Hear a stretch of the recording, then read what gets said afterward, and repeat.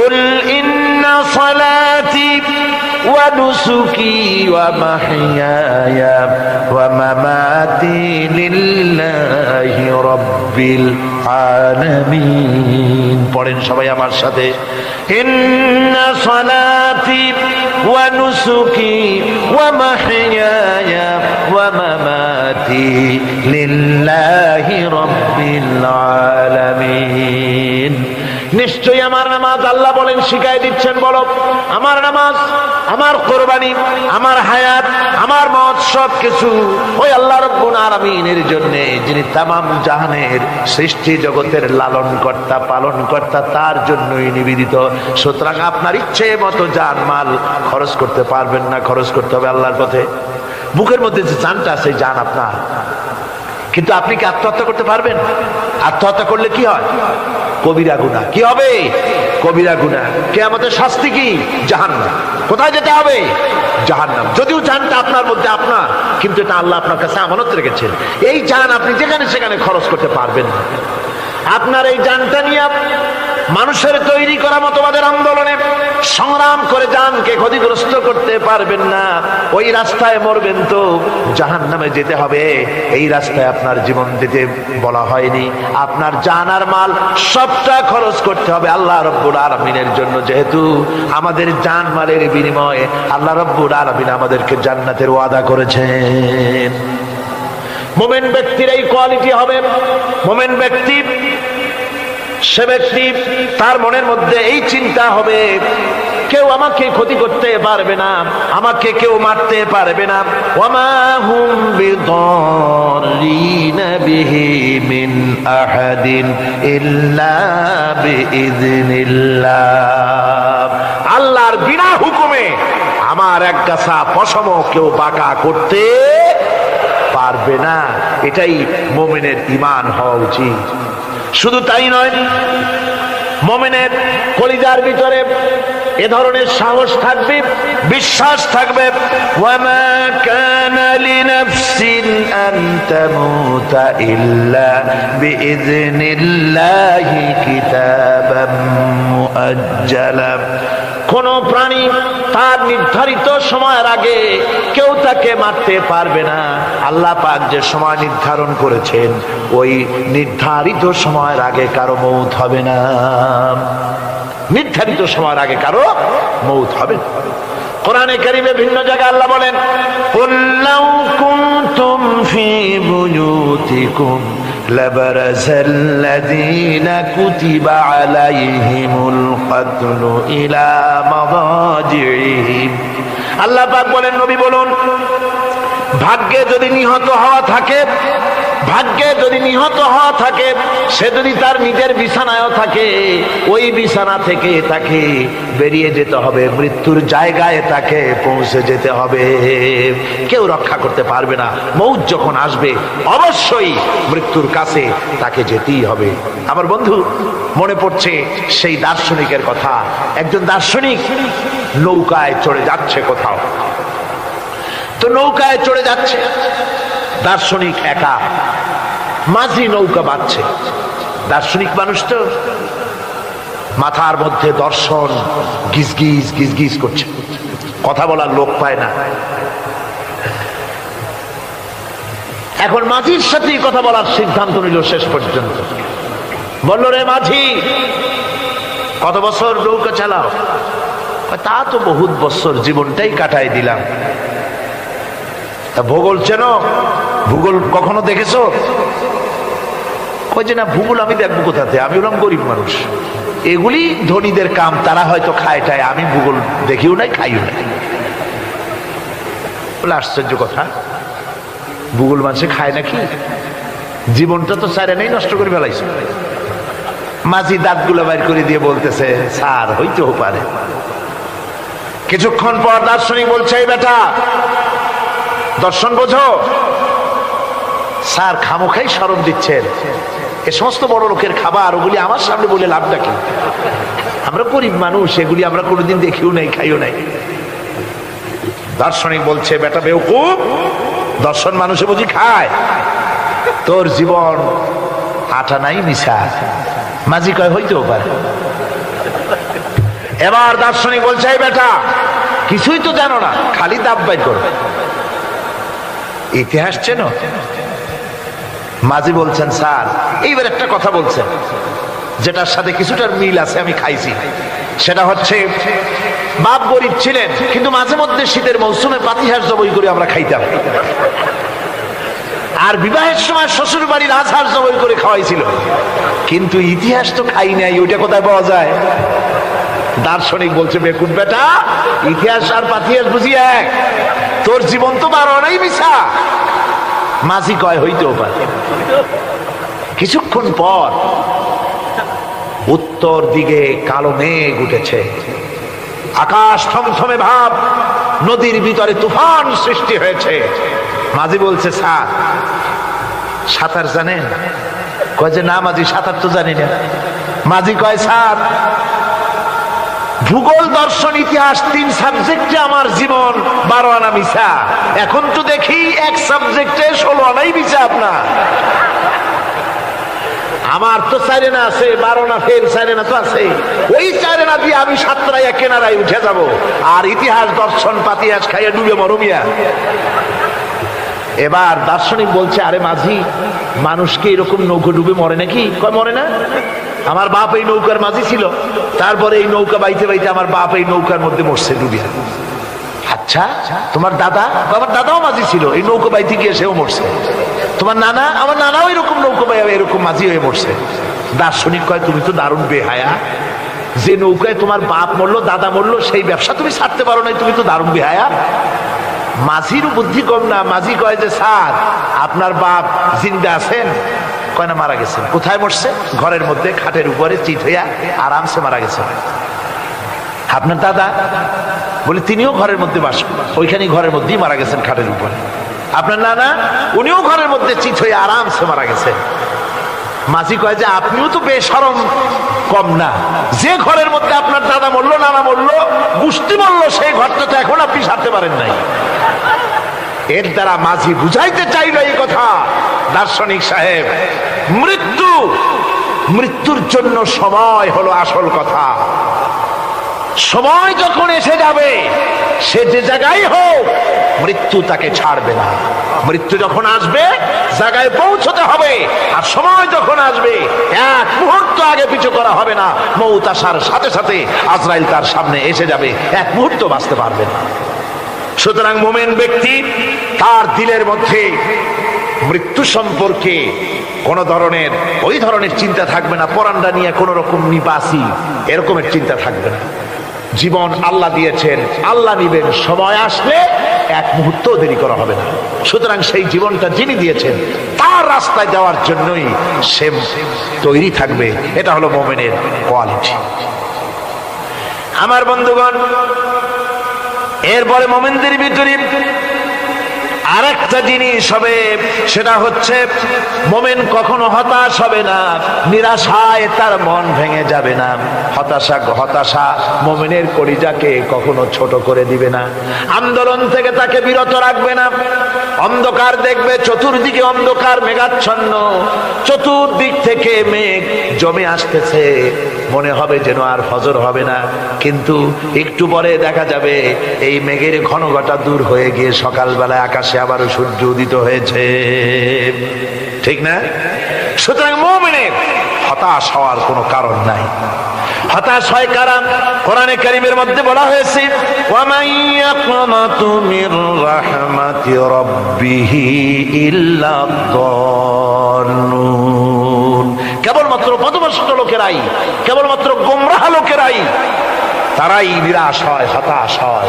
ঈমানদার লোক কখনো হতাশ হয় না, তার ঈমানে, তার আশায় বুক বেঁধে সাহসের সঞ্চার করে দেয়। কারণ সে তো জানে, আল্লাযী খালাকানি ফাহুয়া ইয়াহদিন, আল্লাহ আমাকে সৃষ্টি করেছেন, আমার হেদায়েত তিনি দিয়েছেন, পথ তিনি দেখিয়েছেন। আল্লাযী হুয়া ইউতঈমুনি ওয়া ইয়াসকিন, আমি যখন ক্ষুধার্ত হই ওই আল্লাহ আমাকে খাওয়ান, আমি যখন তৃষ্ণার্ত হই তখন আল্লাহ আমাকে পান করান। ওয়া ইযা মারিদতু ফাহুয়া ইয়াশফিন, আর যখন আমি অসুস্থ হই ওই আল্লাহ আমাকে রোগ মুক্ত করেন। সুবহানাল্লাহ। দেখেন হযরত আইয়ুব আলাইহিস সালাম সব কোরআনের মধ্যে আছে, আল্লাহ পাক সব বলে দিয়েছে। আমাদের মধ্যে অনেকের রোগ হলে কয় যে এত নামাজ রোজা করি আর রোগে আমারই পাইলো, বলে না এরকম? নামাজ রোজা করি, দান সদকা করি, হজ করি, আর আমারই রোগটা পাইলো, এই রোগ ছাড়েই না। আশ্চর্য কথা, রোগ দিয়ে আল্লাহ মানুষের ঈমান পরীক্ষা করেন। ধৈর্য ধরতে হবে। হযরত আইয়ুব আলাইহিস সালামের রোগ হলো 18টি বছর পর্যন্ত রোগে ভুগলেন। 18 বছর শরীর পচে যেতে লাগলো, বিবি বাল বাচ্চা সব তার কাছ থেকে ছড়ে গেল, গ্রামের লোকেরা তাকে তাড়ায় দিল, জঙ্গলের ভিতরে তিনি কাটাতে লাগলেন। এরপরে তিনি কষ্টে অস্থির হয়ে গেলেন, কোন শিকায়েত আল্লাহর দরবারে তোলেন নাই। বলেছেন, আয় আল্লাহ পাক, আমি দারুণ ভাবে রোগগ্রস্ত হয়ে পড়েছি, আর তুমি রহমান রহিম। হযরতে আইয়ুব আলাইহিস সালাম 18টি বছর রোগ ভোগ করার পর যখন তিনি লক্ষ্য করলেন শুধু শরীরের ভিতরেই পোকা না, এবার পোকা জিহ্বার মধ্যে শুরু হয়ে গেছে, জিহ্বায় পোকা ধরেছে, গায়ের গোশতে পোকা, পুষ পোকা, পচে পচে শরীর পড়তেছে, জিহ্বার মধ্যেও পোকা হয়ে গেছে।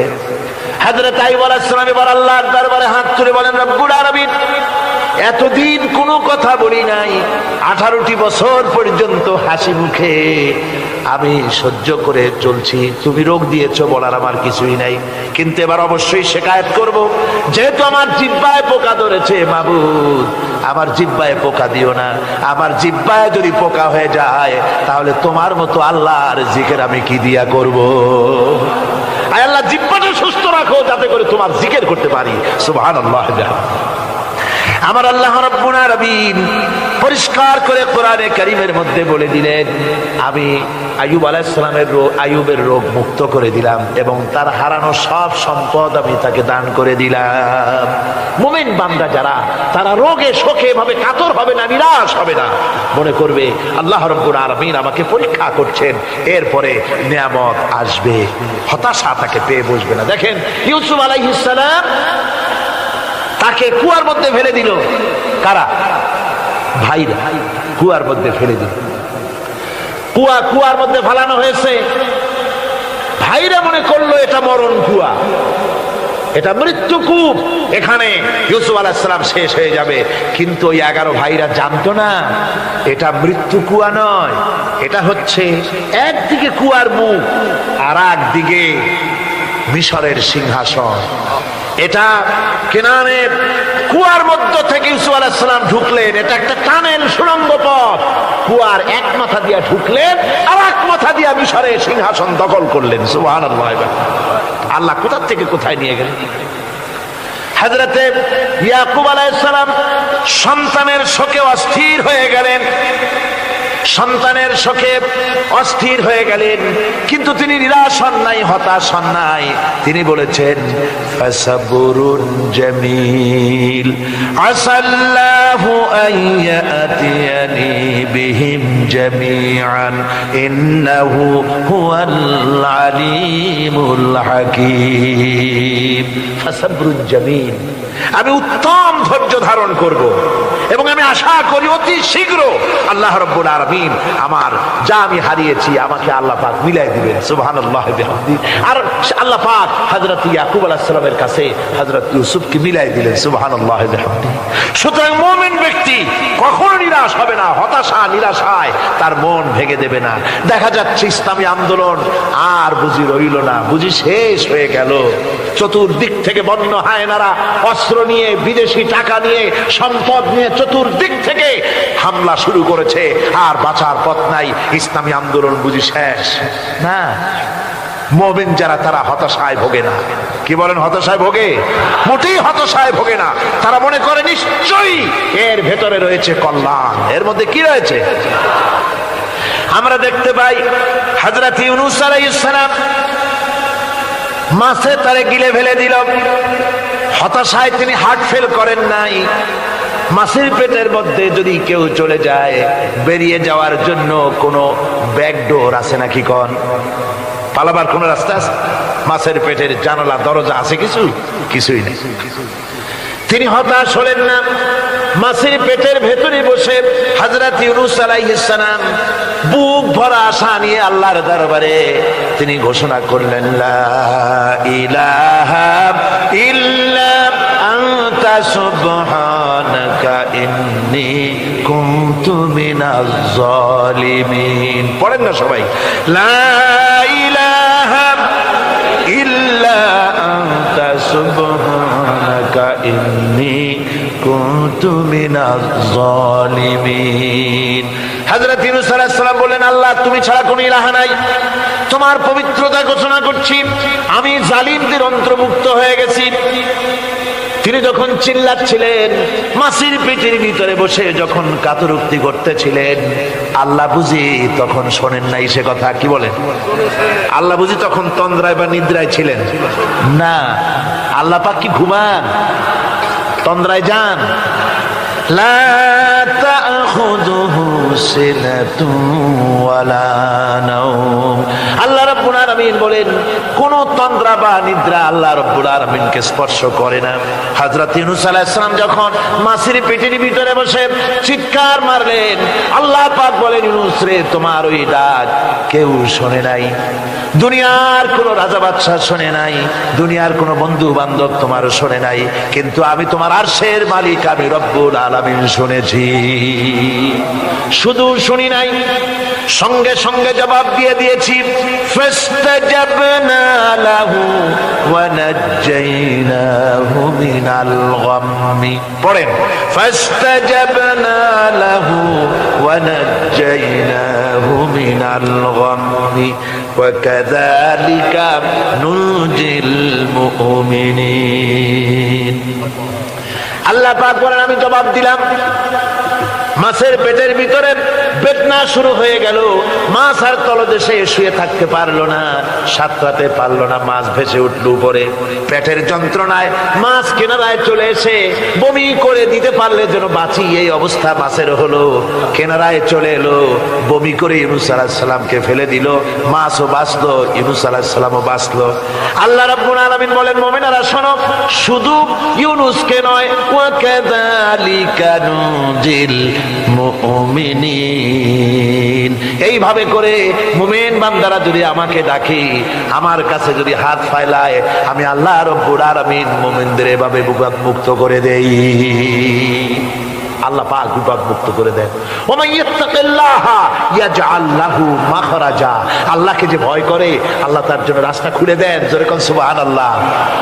দেখেন, ইউসুফ আলাইহিস সালাম, জুলাইখা তাকে আটকায় ফেলেছে ঘরের মধ্যে, তালা দেওয়া, খিল দেওয়া, ছিটকানি মারা, পালাবার পথ নাই, চতুর্দিকে উলঙ্গ নগ্ন চিত্র।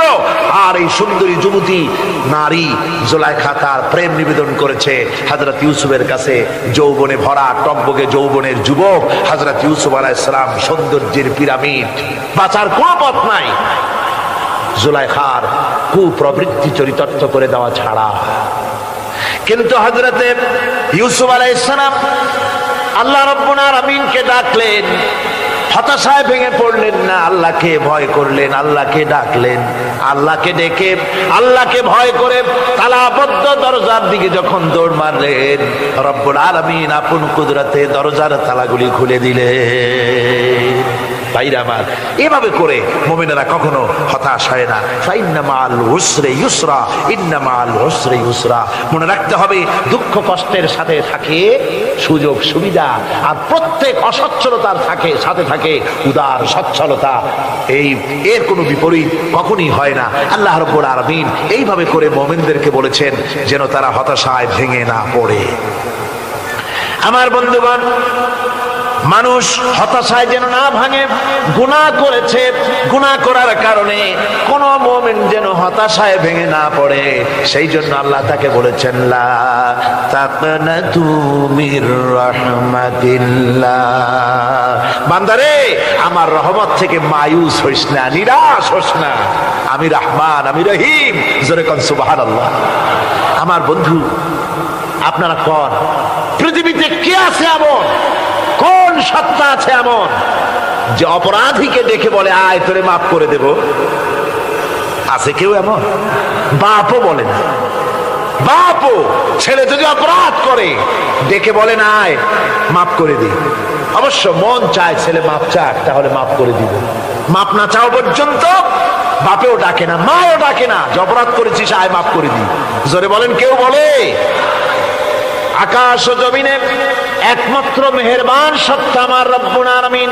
মানুষ যখন গুনাহ করে রব্বুল আলামিন বলে বান্দারে গুনাহ করেছিস আমার সামনে আয়, গুনাহ মাপ চা, চোখের পানি ফেলাম। যত বড় গুনাহ তোর হোক না কেন আমি রব্বুল আলামিন তোর গুনাহ খাতাকে মাফ করে দেব। কিভাবে মাফ করব? মানুষ যদি কোনো অন্যায় করে, অপরাধ করে, চুরি করে, ডাকাতি করে, পুলিশ তাকে অ্যারেস্ট করে, থানায় তার নাম লেখা হয়ে যায়, কয়েক বছর জেল খাটার পরে মুক্ত হলো, কিন্তু থানার ব্ল্যাক লিস্টে দাগি খাতায় যে নাম থাকলো ওই নাম কাটা যায় না। আবার অপরাধ করলো, আবার জেল হলো, আবার মুক্ত হলো, থানায় আরেকবার নাম লেখা হলো। যতবার অপরাধ করবে ততবার থানায় নাম লেখা যাবে, জেল খাটবে, জরিমানা দেবে, কিন্তু কালো খাতা থেকে তার নাম মোছা হবে না। আল্লাহ রাব্বুল আলামিনের অফিসের কাণ্ড ভিন্ন। কোন মানুষ যদি অপরাধ করে, গুনাহ করে যদি রব্বুল আলামিনের দরবারে বিনীতভাবে মাপ চায়, আল্লাহ রাব্বুল আলামিন বলেন শুধু গুনাহ মাফ করি না, গুনার খাতা থেকেও নামটা আমি আল্লাহ তোমার মুছে ফেলে দেই।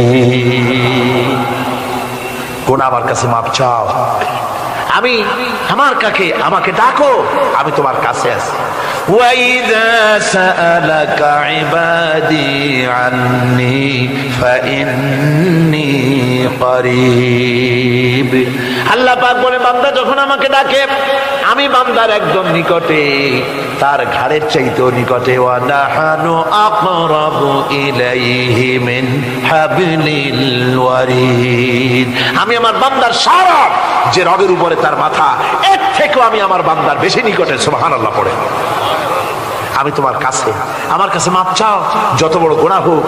ওয়াকাল রাব্বুকুম উদউনি আস্তাজিব লাকুম। তোমার প্রভু তোমাকে ডেকে বলেছে আমাকে ডাকো, আমি মাফ করে দেব। সুবহানাল্লাহি ওয়া বিহামদিহি। কত বড় কথা, আমাকে ডাকো, নিরাশ হয়ো না, হতাশ হয়ো না। আল্লাহর গজব বেশি না রহমত বেশি? আল্লাহর রহমত বেশি। হাদিসে কুদসির ভিতরে এসেছে আল্লাহ পাক বলেছেন কোন বান্দা যদি আমার দিকে এক বিগত অগ্রসর হয়, আমার রহমত তার দিকে এক হাত এগিয়ে যায়। কোন বান্দা যদি আমার দিকে হেঁটে আসে, আমার রহমত তার দিকে দৌড়ায় যায়।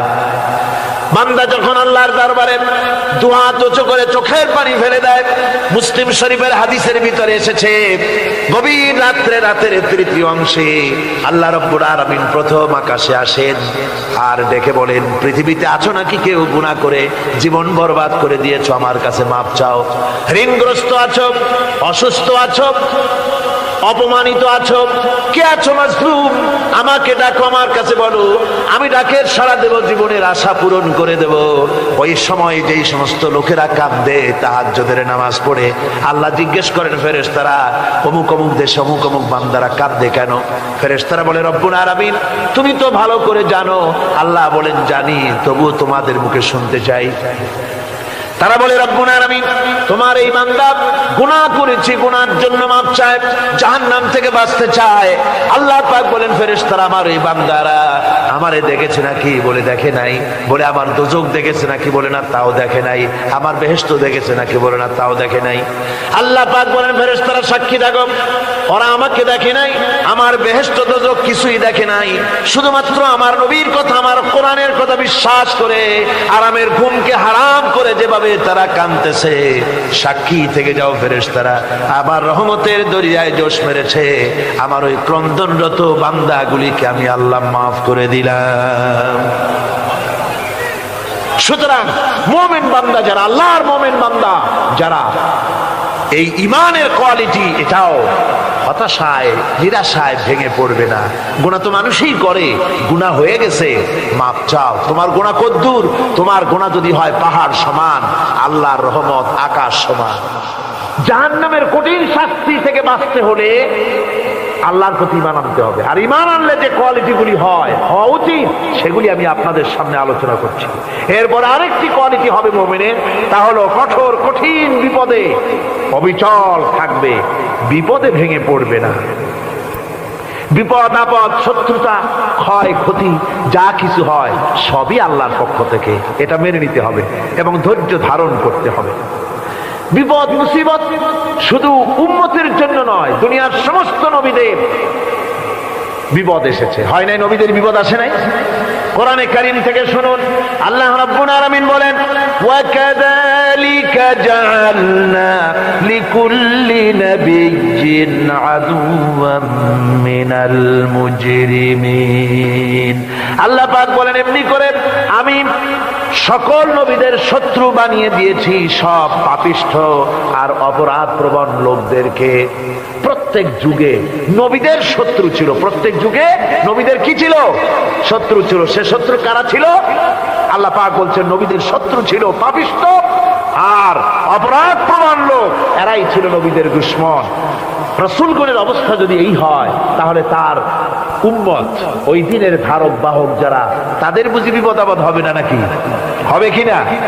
তো ইসলামের বিরোধিতা যারা করে, কোরআনের পরিভাষায় বলা হয়েছে ইসলামের দুশমন, নবীদের দুশমন। দুনিয়ার সব পাপিষ্ঠ আর অপরাধ প্রবণ লোকেরাই ইসলামের দুশমন হয়, নবীদের দুশমন হয়। আজও দেখেন, আজও তাকিয়ে দেখেন, ইসলামী আন্দোলনের বিরোধিতা যারা করে তারা পাপিষ্ঠ চরিত্রের কিনা, তাকায় দেখেন, খুঁজে দেখেন, সর্বত্র খুঁজে দেখুন, খুঁজে দেখুন। যারা ইসলামী আন্দোলনের বিরোধিতা করে, যারা ইসলামকে মিটিয়ে দেওয়ার চেষ্টা করতেছে, যারা ইসলামকে মৌলবাদ বলে, ইসলামকে সাম্প্রদায়িক বলে, কোরআনে কারীমের কথা কত স্পষ্ট যে নবীদের দুশমন হয়, ইসলামের দুশমন হয় মুজরিম লোকেরা, অপরাধ প্রবণ আর পাপিষ্ঠ লোকেরা। আজও আমরা দেখতে পাই এই শ্রেণীর লোকেরা পাপিষ্ঠ এবং সবচেয়ে সমাজের নিকৃষ্ট ধরনের চরিত্রহীন লোক। নামাজ নাই।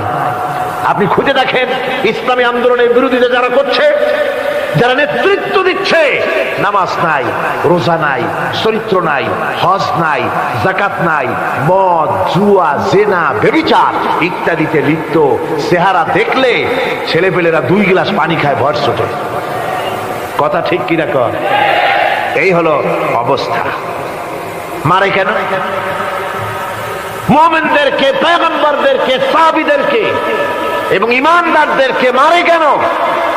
তার কারণ হচ্ছে আল্লাহ রাব্বুল আলামিন বলেছেন, ওয়া মা নাকামু মিনহুম ইল্লা আইয়ুমিনু বিল্লাহিল আজিজিল হামিদ। কাফিররা ঈমানদার লোকদেরকে অন্য কোন অপরাধী নির্যাতন চালায় না, নির্যাতন চালায় শুধু এই কারণে যেহেতু মুমিন লোকেরা পরাক্রমশালী, আল্লাহ রাব্বুল আলামিনের দ্বীনকে কায়েম করতে চায়, তার উপরে ঈমান এনেছে, এই কারণেই তারা মারে। ঠিক কিনা কর? যুগে যুগে নবীদের উপরে, সাহাবীদের উপরে যে অত্যাচার হয়েছে, সে অত্যাচার এই কারণেই হয়েছে, অন্য কোনো কারণে নয়। এই কঠিন বিপদে অবিচলতা এবং ধৈর্যের দৃষ্টান্ত নবীগণ পেশ করেছেন পৃথিবীর বুকে। আমরা দেখেছি ইব্রাহিম আলাইহিস সালামকে আগুনে ফালানো হয়েছে, আছে না কোরআন শরীফে? আমি কিন্তু গল্প করতেছি না, সব কোরআনের কথা। কিসের কথা? ইব্রাহিম আলাইহিস সালামকে আগুনে ফালানো হচ্ছে। অপরাধ কি? অপরাধ হচ্ছে হযরত ইব্রাহিম আলাইহিস সালাম দাওয়াত দিয়েছেন, লা ইলাহা ইল্লাল্লাহ। জোরে পড়েন, লা ইলাহা ইল্লাল্লাহ, লা ইলাহা, লা ইলাহা ইল্লাল্লাহ মুহাম্মাদুর রাসূলুল্লাহ। হযরত ইব্রাহিম আলাইহিস সালাম দ্বীনের দাওয়াত দিয়েছেন, এক আল্লাহর দাওয়াত দিয়েছেন, ঈমানের দাওয়াত দিয়েছেন। আর কোন অপরাধ ছিল না। নমরুদ সহ্য করতে পারলো না। কোরআনে কারীমের মধ্যে সব কথাগুলি আল্লাহ পাক এই জন্য বিধৃত করেছেন, এই জন্য কোরআনে কারীমের মধ্যে সব কথা উঠায় দিয়েছেন, যাতে করে মুমিনেরা বিপদ আসলে পরে যেন ঘাবড়ে না যায়। ইব্রাহিম আলাইহিস সালামকে আগুনে ফালানো হচ্ছে। ফেরেশতা বলছে, ইব্রাহিম তোমারে আগুনে ফালায় দেওয়া হতেছে, আমার কাছে সাহায্য চাও, আমার কাছে ক্ষমতা আছে, আগুনগুলো উঠাইয়া নমরুদের বংশ জ্বালায় দেব। হযরত ইব্রাহিম ফেরেশতার কাছে সাহায্য চাইছিলেন নাকি? তিনি বললেন, ফেরেশতা তোমার কাছে সাহায্য কেন চাইব? আমি তো এমন কোন অন্ধ আল্লাহর ইবাদত করি না যেই অন্ধ স্রষ্টা তার গোলামের দুঃখ দুর্দশা না দেখেন। আমি তোমার কাছে সাহায্য চাইব না। হযরত ইব্রাহিম আলাইহিস সালাম পাশ করলেন। কি বলেন, পাশ করছেন না? ঈমানের পরীক্ষায় পাশ। আগুনের মধ্যে হযরত ইব্রাহিমকে যখন ফেলানো হচ্ছে, রব্বুল আলামিন আগুনের প্রতি নোটিশ করে দিলেন, ইয়া নারু কুনি বারদাও ওয়া সালামান আলা ইব্রাহিম। আগুন আমার ইব্রাহিমের জন্য শান্তিদায়ক, ঠান্ডা হয়ে যা। এখন কি আর আগুনের বাপের ক্ষমতা আছে ইব্রাহিমের পোড়ানো? আর ক্ষমতা নাই। আমার বন্ধুগণ, ইব্রাহিম আগুনের ভিতরে আরামে বসা আছেন, আর ওদিকে নমরুদ বসে বসে দেখতেছে দূর থেকে। ইব্রাহিম তো জ্বলে না, গায়ের মধ্যে আগুন জ্বলে গেল। ডাক দিয়া কয়, আগুন তোর হলো কি? কেন জ্বালাইতে পারিস না আমার দুশ্মন রে? হলোটা কি তোর? তোর কি জ্বালানো শক্তি বন্ধ হয়ে গেল নাকি? আগুনের ভিতর থেকে জবাব এলো, নমরুদ রে, আমার ভিতরে জ্বালানো শক্তি আছে কি নাই যদি প্রমাণ করতে চাও, টেস্ট করতে চাও, তুই নিজে আয়।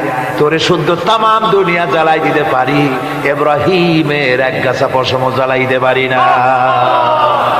তার কারণ হচ্ছে আমি হচ্ছি মাখলুক, আল্লাহ হচ্ছেন খালিক। আল্লাহ আমাকে বলেছেন না জ্বালাতে, তুমি 1000 বার বললেও আমি ইব্রাহিমকে জ্বালাইতে পারবো না।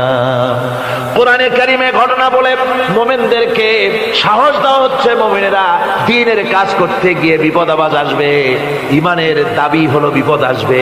আর বিপদ আসলে ঘাবড়ায় যেও না, মুসিবতে পড়ে চিন্তায় পেরেশানে হয়রান হয়ে যেও না।